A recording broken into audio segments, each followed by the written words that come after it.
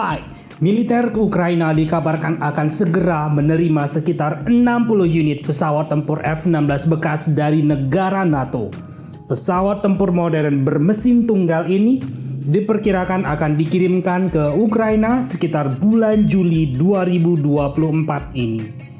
Ukraina sangat berharap pesawat tempur buatan Amerika ini akan memberikan dampak besar untuk melawan Rusia. Namun yang menjadi pertanyaannya adalah, mampukah pesawat tempur F-16 bekas ini bertarung melawan pesawat tempur Rusia seperti Sukhoi Su-35S, Sukhoi Su-30SM, dan MiG-31BM? Pertanyaan lainnya adalah, mampukah Ukraina mencetak pilot yang terlatih untuk melawan pilot-pilot Rusia yang sudah berpengalaman? Mari kita bahas.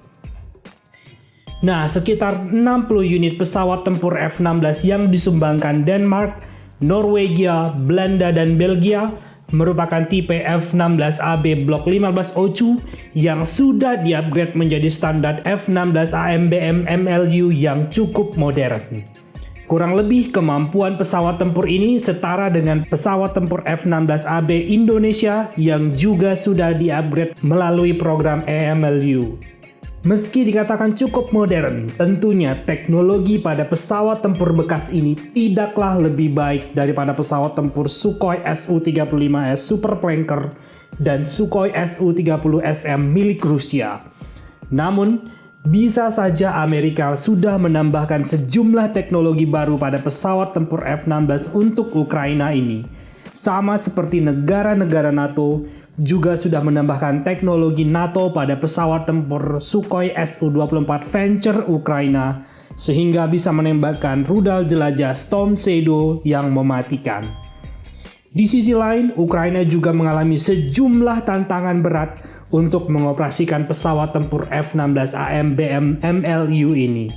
Salah satunya adalah tantangan untuk menghasilkan pilot berpengalaman untuk melawan pilot-pilot pesawat tempur Sukhoi Su-35S Rusia yang sudah kenyang pengalaman.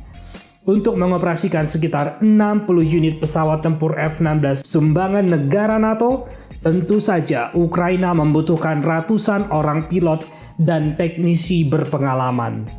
Saat ini hanya 3 lokasi pelatihan khusus untuk calon pilot F-16 Ukraina ini, yaitu di Rumania, Denmark, dan Arizona, Amerika.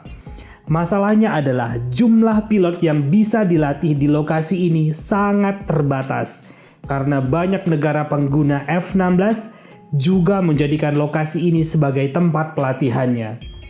Sebagai contoh, lokasi pelatihan di Arizona, Amerika hanya bisa dipakai untuk melatih 12 orang pilot Ukraina dalam satu periode.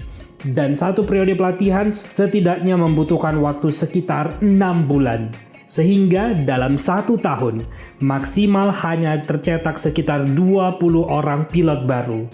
Lokasi pelatihan di Rumania dan Denmark justru memiliki kapasitas yang jauh lebih kecil. Dengan minimnya fasilitas pelatihan pilot ini, kabarnya hingga tahun 2025 mendatang, militer Ukraina tidak akan memiliki cukup pilot untuk mengoperasikan 60 unit pesawat tempur F-16 yang akan mereka segera terima. Melihat fakta ini, maka admin memprediksi bahwa hanya sebagian saja dari 60 unit pesawat tempur F-16 ini yang akan benar-benar dikirimkan ke Ukraina dalam waktu dekat. Sisanya akan tetap ditempatkan di pelatihan seperti Rumania, Denmark, dan Amerika untuk keperluan latihan, dan baru akan dikirimkan kembali ke Ukraina setelah pilot tambahan tersedia. Padahal di sisi lain, calon lawan mereka adalah pilot berpengalaman panjang yang menerbangkan pesawat tempur Sukhoi Su-35S dan Sukhoi Su-30SM yang akan menjadi lawannya.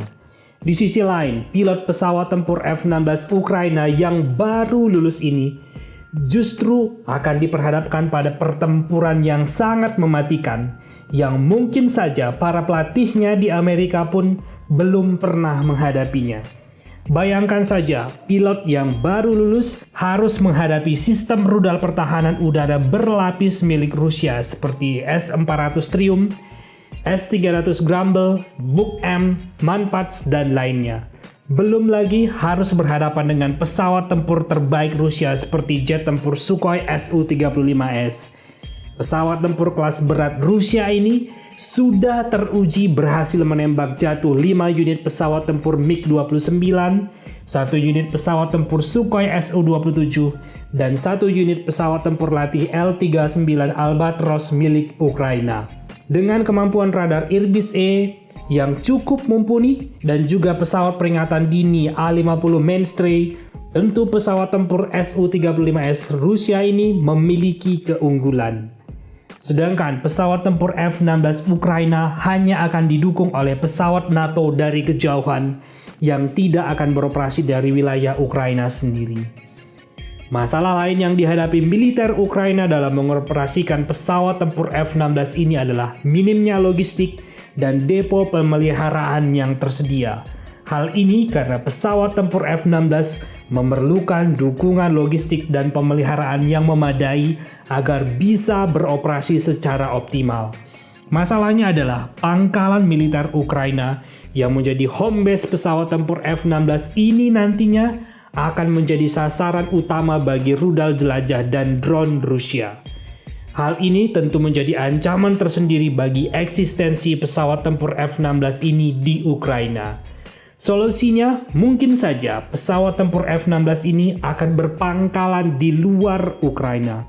Namun jelas jika ini terjadi, jika pesawat tempur F-16 Ukraina beroperasi dari luar Ukraina seperti anggota NATO, maka Rusia akan menganggap itu sebagai sebuah pernyataan perang dan akan menyerang negara yang menjadi home base pesawat tempur F-16 Ukraina ini.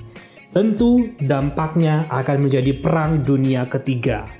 Melihat kondisi ini, banyak pihak yang meragukan 60 unit pesawat tempur F-16 AMBM yang akan segera diterima Ukraina akan memberikan dampak besar dalam konflik di Ukraina. Hal ini mirip dengan kondisi tahun lalu, di mana negara-negara NATO mengirimkan ratusan main battle tank seperti MBT Leopard dan MBT M1A2 Abrams dari Amerika. Pada awalnya, main battle tank canggih ini dianggap akan membuat Rusia babak belur. Namun faktanya, MBT Leopard, MBT Abrams tidak banyak membantu dan justru banyak hancur di tangan militer Rusia. Bukan tidak mungkin, nasib pesawat tempur F-16 AMBM pemberian NATO ke Ukraina akan bernasib sama seperti MBT Leopard dan MBT Abrams menjadi korban ganasnya konflik di Ukraina. Nah, sekian dulu video kali ini. Bagaimana menurut kamu? Apakah 60 unit pesawat tempur F-16 AMBM bekas anggota NATO untuk Ukraina ini akan mampu melawan armada pesawat tempur Sukhoi Su-35S, Sukhoi Su-30SM, dan MiG-31M Rusia? Sampaikan komentar kamu di kolom komentar di bawah ini ya, kita diskusikan. Salam.